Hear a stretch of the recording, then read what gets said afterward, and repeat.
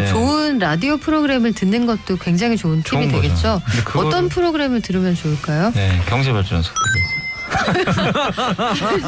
좀 힘차게 얘기해줘요, 이사님. 네네. 저한테 물어주세요. 네, 홍 박사님 어떤 프로그램 들어요? 경제발전소가 최고인 것 같아요. 아 정말요? 저 네. 겸손할래요. 네. 경제발전소 스페셜 금요일엔 불타는 경제.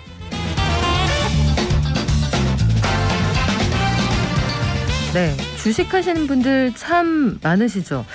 대표 국민주 삼성전자도 어제 3분기 실적 사상 최대였습니다. 그리고 장전에 발표한 LG도 마찬가지였고 그래서 주가 오르고 있습니다. 전해드렸는데 재무제표에 어려운 말이 많아요. 매출액, 연결 기준은 대체 뭐고 영업이익하고 순이익 그리고 여기에서 등장하는 낯선 용어들을 좀 알아야 투자할 때 도움이 된다고 하거든요. 자, 오늘은 주식 초보자가 가장 알고 싶은 재무제표 최다 질문 탑 52의 저자 중앙대학교 경영학부의 양대천 교수님과 함께 내가 투자하는 종목에 꼭 알아야 되는 용어들 알려드릴게요. 안녕하세요. 안녕하십니까? 네, 기업들이 3분기 실적 내놓고 있는데 일단 3분기 실적 좋아서 분위기는 좋습니다.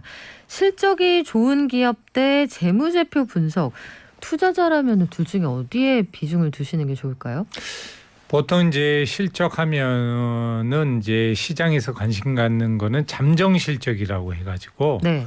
매 분기 말 보통 1개월 정도 지나면은 회사에서 잠정적으로 발표하는 실적 거기에는 보통 매출액, 영업이익, 순이익 정도의 정보를 제공합니다.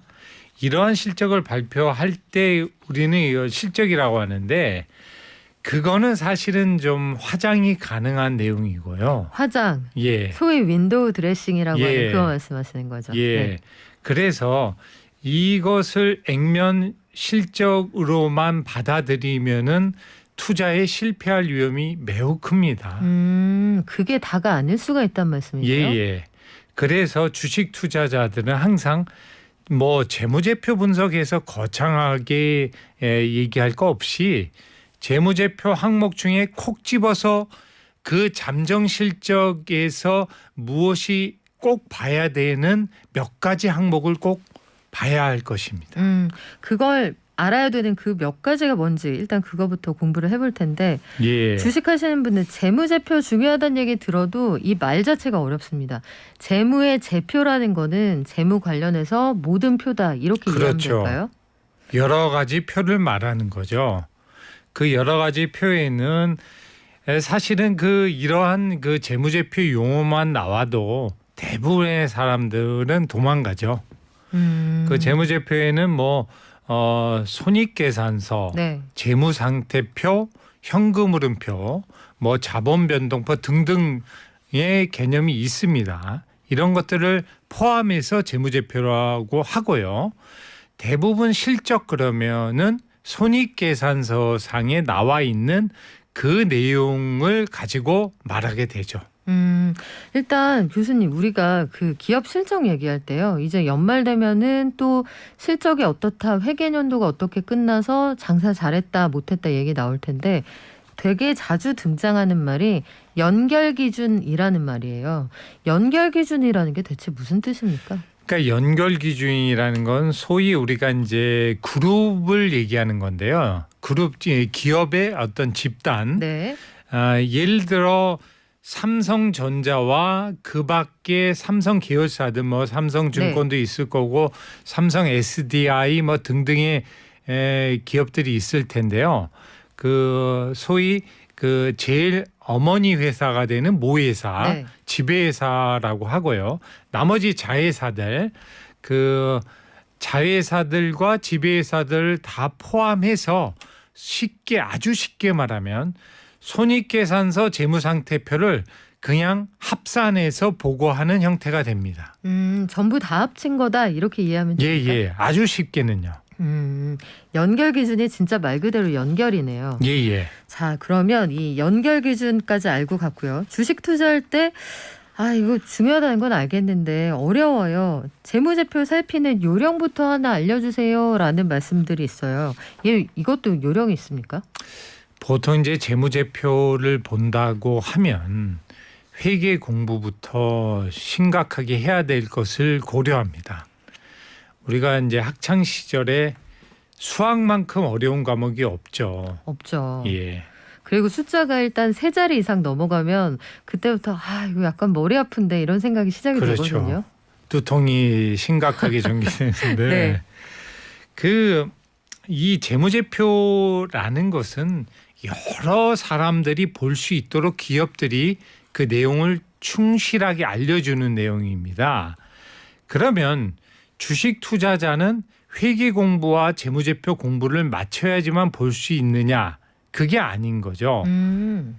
그러니까 주식 투자자는 주식 투자에 필요한 재무제표 항목을 콕 집어서 보면 그만이다.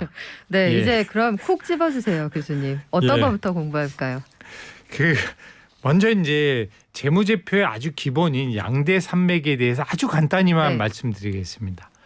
손익계산서와 재무상태표가 있는데 손익계산서라는 것은 우리가 이제 우리가 자영업을 생각해 보면 카페를 운영한다고 생각하면 간단하게 이해할 수 있는데 매일 커피를 팔아서 들어오는 수입과 지출을 빼면 남는 금액이 있죠. 네. 그거를 뭐 1년마다 합산하면 그게 손익계산서다.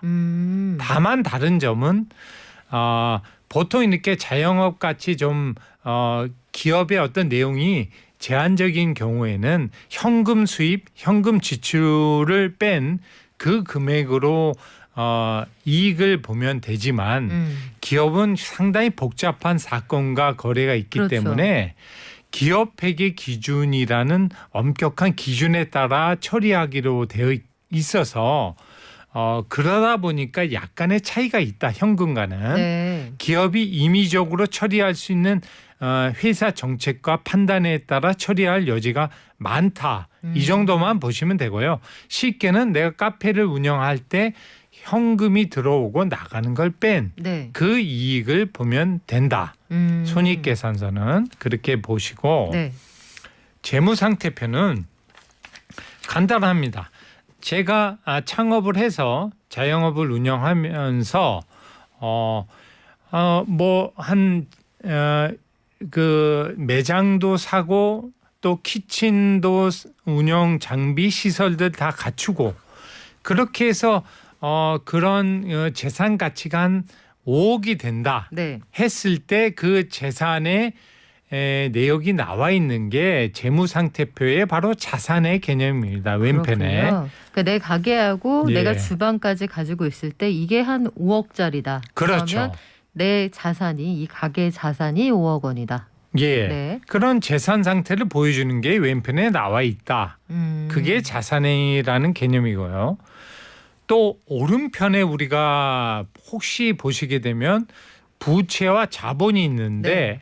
그 재산 5억을 마련하기 위해서 내가 돈을 어디서 끌어왔느냐. 그러니까 부채 같은 경우는 뭐 은행에서 끌어올 수도 있고 네. 뭐 열로 빌려올 수가 있겠죠. 그 금액이 뭐 한 3억 된다. 그러면 오른편에 3억의 부채를 기입하고요. 또 나머지 한 2억은 내 돈. 네. 내가 뭐 퇴직금으로 받은 또는 그동안에 저축했던 돈 2억. 그것이 자본으로 기록됩니다. 그러면 예. 5억 원짜리 커피숍에서 만약에 커피숍 얻었고 예. 주방을 만드는데 돈 써서 대략 5억 원 정도가 들어갔다 하면 2억 원이 내 돈, 3억 원이 대출이면 오른쪽에 부채하고 자본 이렇게 예. 정리가 되는군요. 그렇죠. 자, 여기까지 알았습니다. 예. 그다음에 어떤 거 공부해 볼까요? 그러면 이제 우리가 본론적으로 주식 투자자들이 꼭 체크해야 할 재무제표 중요 항목이 있다 이거죠. 네. 그 항목들을 체크하면 되는데 크게 봐서 한 4가지 항목을 볼 수가 있습니다. 네. 첫 번째는 영업이익 관련된 이익지표죠. 영업이익 관련 예. 지표들.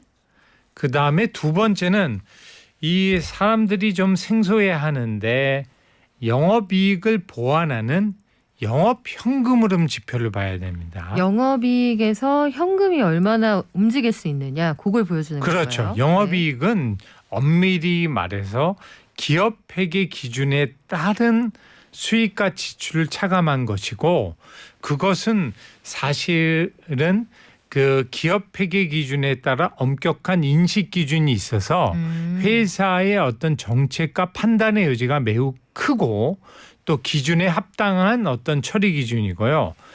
그것은 사실은 이 문제점은 전체 회사들의 공통적인 지표로서 볼 수 있다는 점은 있지만 회사가 임의적으로 조정이 가능한 여지가 크다는 거죠. 예컨대 실제로 우리 회사 그 기업의 통장에 이 돈이 꽂힌 게 아닌데 예. 우리가 보기에 여기서 영업이익이 발생한 것으로 보면 일단 회계장부에 써 놓았을 수도 있다는 말씀이죠. 그렇죠. 아주 극단적인 예로 친구가 있어요. 네. 제 자영업을 운영하는데 친구가 있어. 근데 이제 매출을 좀 늘리고 싶어. 그러면 친구한테 야 올해 네. 네가 사간 걸로 해달라. 내가 여기다가 숫자만 좀 몸집을 키워야 되니까. 그렇죠. 숫자를 키워야 네가 되니까. 우리 가게에서 한 100만 원어치 사간 걸로 내가 써도 되지. 그래. 그렇게 이렇게 하고 되는 거군요. 내년에 그거 없애자. 거래 취소로 가자고 12월 달에 그렇게 외상 매출처럼 기록을 해놓는 거죠. 장부상으로는 이익이 나지만 실질적으로 이 가게가 돈을 번 건 아니네요. 아니죠. 네. 그러니까 이러한 회사의 어떤 정책적인 판단 내지는 좀 나쁜 경우에는 임의적 조정이나 아주 심각한 경우는 조작까지 가능하다는 거죠. 그러다 보니까 금고 속의 현금과 같은 영업 현금을 봐야 합니다. 살을 바르고 실질적으로 금고 속에 얼마나 들어있는지 보여주는 건 영업 현금 흐름. 그렇죠. 네. 그 영업 현금은 너무 어렵게 생각하지 마시고 영업 활동이라는 기업의 가장 본원적인 활동, 뭐 제조기업이라면 제품을 생산해서 판매하는 그 활동에서 창출된 수년한 이익을 수년한 그 현금 수익과 지출을 뺀, 그러니까 사실은 손익계산상의 이익과 유사하지만 철저하게 현금 기준인 것이요. 그러면 예컨대 예. 자동차 회사라고 가정을 해보죠. 자동차 회사에서 만약에 1조 원을 들여서 생산을 하고 5조 원을 벌었다. 그럼 차익이 4조 원이잖아요. 그렇죠. 단순하게 계산하면 이렇게 해서 수금된 돈이 4조 원이다 하면 영업 현금 흐름으로 4조 원이 잡히는 겁니까? 그렇죠. 그러니까 순수하게 현금 기준으로 잡는 금액은 속일 수가 없는 게요. 금고 속의 현금과 같은 금액은 확인이 가능하기 때문에 예를 들어 상장법인의 경우는 회계 감사를 받아야 되는데 감사인이 이 부분은 뭐 철저한 거죠. 이 현금이 틀어지면은 바로 부적정 의견이 나가서 상장법인 같은 경우는 최악의 경우 관리 종목과 상장 폐지까지 당할 수 있는 첫 번째 항목이기 때문에 절대 속일 수가 없습니다. 그렇군요. 예. 그러면 가끔 그런 얘기 나오는데 이게 이렇게 연결이 되네요. 가끔 이 부실한 기업이 감사 의견 거절 혹은 감사 의견 부적정 이렇게 나왔다라고 얘기를 하는데 예. 감사 의견 부적정 거절 이거는 구체적으로 어떤 뜻이에요? 오늘 아주 좋은 질문을 해주셨는데요. 사실은 우리가 그 재무제표를 입수를 할 때 아주 쉽습니다. 그 금융감독원에서 공시를 하는데 다트, DART라고 하고 한국말로 다트로 검색 사이트에 치면 그 사이트에 들어갈 수 있는데 거기에 매 분기별로 사업 보고서를 공시하게 돼 있습니다. 그렇죠. 그 안에 감사 보고서가 있는데 감사 보고서는 회계 감사인, 그러니까 회계사가 감사를 마치고 재무제표가 적정하게 작성되어 있는지 없는지를 거기다가 정확하게 의견을 제시한 겁니다. 그래서 의견은 크게 4가지죠. 첫 번째 적정 의견, 적정하게 재무제표가 작성이 됐다. 두 번째 부적정 의견, 완전히 잘못 작성이 되었다. 한정 의견, 부분적으로 잘못 작성이 되었다라고 밝히는 거고요. 의견 거절은 경영자가 자료를 달라고 하는데 거부하는 거예요. 충분히 자료를 제공하지 않아서 이 기업의 재무 상태를 현실적으로 파악하기 어렵다. 그렇죠. 내가 감사를 적정하게 할 수가 없다. 그래서 의견 거절을 받습니다. 네. 근데 의견 거절을 받는 사유가 한 가지가 더 있는데 이게 굉장히 투자자들이 중요한 건데 계속 기업으로서 중대한 불확실성이 있다라는 좀 어려운 표현이지만 그 말도 어려워요. 계속 기업이 뭡니까?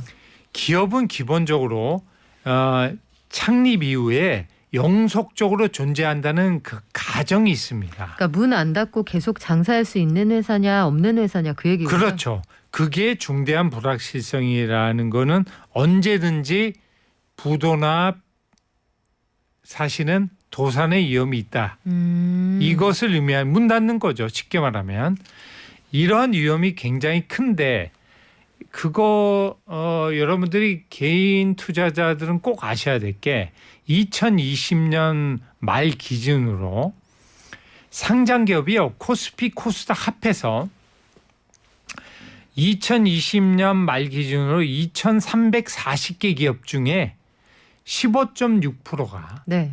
계속 기업 불확실성 의견을 받습니다. 15.6%나 됩니까? 예. 굉장히 많네요. 그러니까 그 얘기는 뭐냐면은 감사인이 보기에 그 계속 기업의 불확실성 어디에 기재되냐면 아까 말씀드렸던 의견 거절할 때도 줄 수도 있고 특별히 감사인이 감사 보고서의 강조 사항에 네.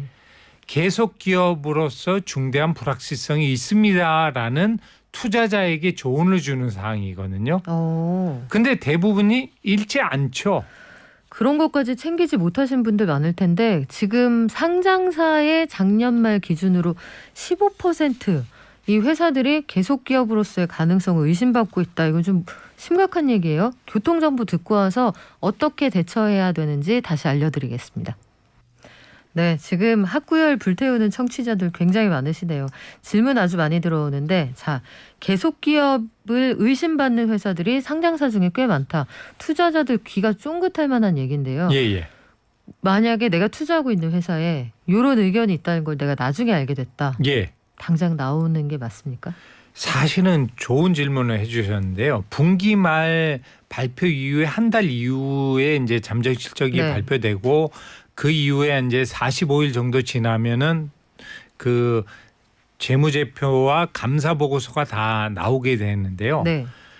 이걸 그때 나왔을 때 감사 보고서의 마지막 강조 사항이나 의견 거절만 보시면 되는데 보통 의견 거절의 케이스는 많지 않거든요. 네. 근데 강조 사항에 계속 기업 불확실성 굉장히 많이 기재되고 있는데 그것만 보셔도 소위 우리 테마주들 경우에도 이러한 계속 기업 불확실성이 기재됨에도 불구하고 호재성 뉴스가 계속 나와서 주가는 폭등하는 경우가 많습니다. 그렇군요. 그런데 그때 이 투자자들이 주식 투자에 들어갔다가 큰 경우에는 반토막 이상 10분의 1토막 얻어맞는 경우가 많죠. 자기가 가진 주식이 10,000원이라면 1,000원까지도 떨어질 수 있습니다.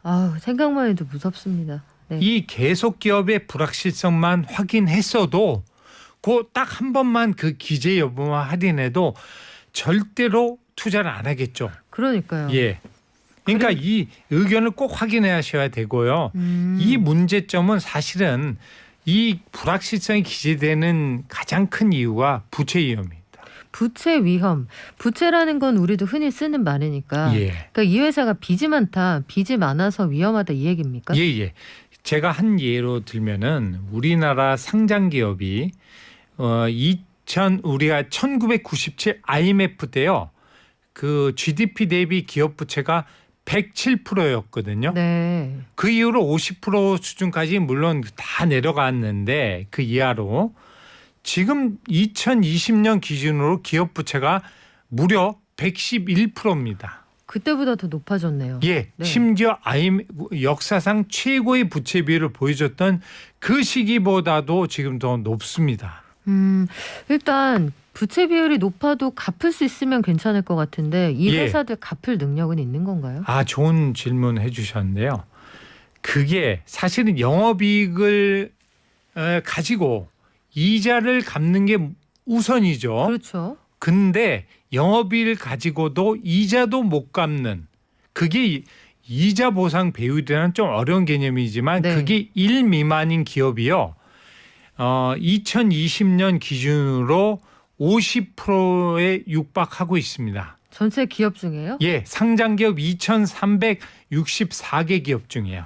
야, 그러면은 그 50%의 기업은 돈 벌어서 빚에 대한 이자도 못 이자도 갚는다. 못 갚는다. 이게 이른바 좀비 기업 좀비 아닌가요? 기업이죠.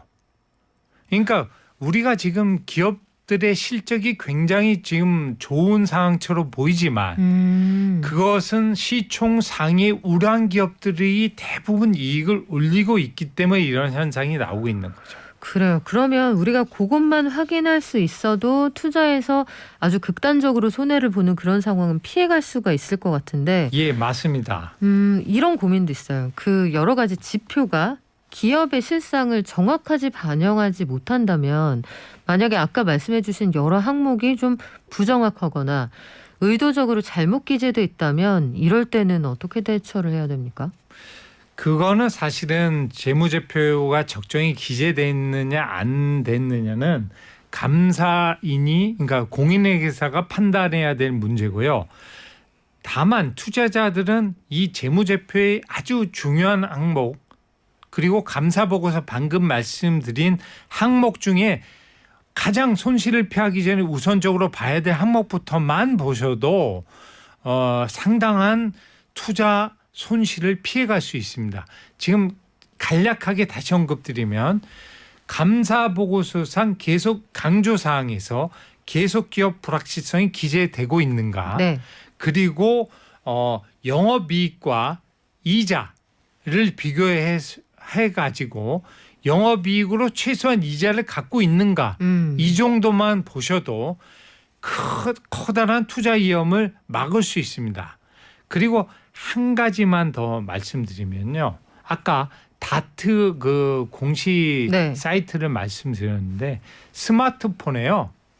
한국말로 다트 치시면 다운받을 수 있어요. 네. 거기에 주요 사항 공시, 발행 공시들이 보입니다. 네. 여러분들이 투자하고 있는 기업의 종목을 입력만 하고 발행 공시나 주요 사항 공시를 보면요. 뭐가 있냐면 지금 사채 발행. 사채. 예.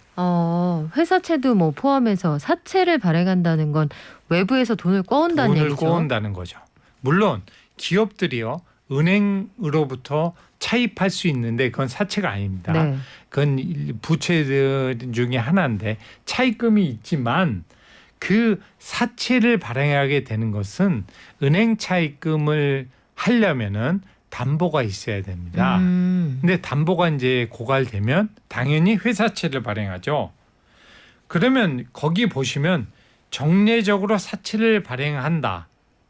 그러니까 사채 발행할 때 그 목적이 딱 나오거든요. 네. 뭐냐면 뭐 신사업 투자, 뭐 영업 확대 이런 게 있을 수 있는데 운영 자금 목적들이 있어요. 어렵다는 얘기네요, 회사가. 예. 그러니까 뭐 예를 들어 극단적인 경우에는 종업원 인건비를 지급 못하는 경우죠. 그럴 경우에 사채를 발행한다. 이게 바로 좀비 기업의 대표적인 이자를 갚고 네. 단기 부채를 갚고 또 종업원 인건비 같은 운영 자금에 쓴다. 이런 경우가 상당히 위험한데 사채를 발행해서 자꾸 이자도 갚고 단기 부채를 갚아가는 사채 연명 기업. 네. 상당히 위험하고요. 정례적으로 사채를 발행하느냐. 좀 더 위험한 게 뭐냐면요. 나쁜 경우에요. 나쁜 경우에 전환 사채라고 그래서요. 네. 일반 사채가 발행이 또 어려운 경우가 있어요.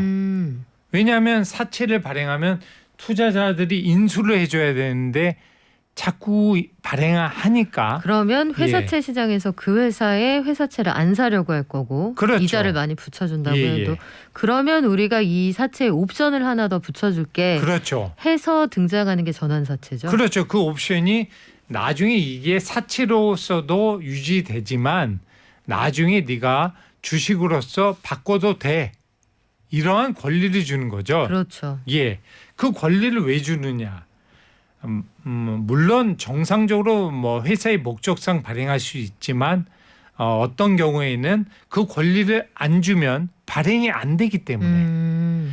그런데 문제는 이 전환사채를 계속 발행을 해야만 하는 전환사채 연명 기업들이 상당히 많다. 아, 오늘 확실히 배워가네요. 사채 연명 기업들이 있고 전환사채는 사실 어려운 말이긴 하지만 예, 우리가 경제뉴스 볼 때 큰 회사들이 자금 지원이 필요할 때 예. 늘 등장하는 단어가 전환사채 발행이거든요. 예, 예. 그리고 이거를 가지고 있던 모 회사가 주식으로 바꾼다더라. 예. 이런 것 때문에 주가가 떨어지고도 하는데 요거 하나만 오늘 배워가셔도 도움 많이 되실 것 같습니다. 그리고요, 교수님. 예. 우리 마지막으로 사람들이 뭐 여러 가지 용어에 그 무차별적으로 이제 노출이 되다 보니 아, 저는 주린인데 너무 어렵습니다. 주식시장에서 그 증권방송 같은 거 보면 당초에 이게 무슨 말인지 모르겠어요 하는 분들 계시거든요. 요 정도 용어는 꼭 알아두고 가면 재무제표도 보고 증시에서 그래도 패배는 안 할 거다. 예. 우리 옵션으로 주실 수 있는 용어가 뭐가 있을까요? 한 2개만 알려주세요. 꼭 알아야 될 게 사실은 1번이 영업현금흐름. 아까 오늘 말씀해 언급한 주신. 영업현금흐름을 꼭 보셔서 영업이익에 속지 말고 반드시 영업현금흐름이 거기에 걸맞게 가고 있느냐. 방향성이 같느냐. 네. 이익은 흑자인데 영업이익현금흐름은 적자다. 이런 경우를 조심한다. 영업현금흐름은 이거요. 네. 두 번째가 아까 말씀드렸던 계속 기업의 중대한 불확실성. 네, 요 그두 감사 가지입니다. 보고서 꼭 예. 확인하라는 말씀 예. 저희가 마지막으로 듣고요. 아, 배우고 싶은 게 너무 많은데 이 좋은 내용을 여기까지만 들어야 한다는 게 너무 아깝습니다. 자, 오늘 끝인사 드릴게요. 지금까지 주식 초보자가 가장 알고 싶은 재무제표 최다 질문 탑 52를 쓰신 중앙대학교 경영학부의 양대천 교수님이었습니다. 고맙습니다. 감사합니다.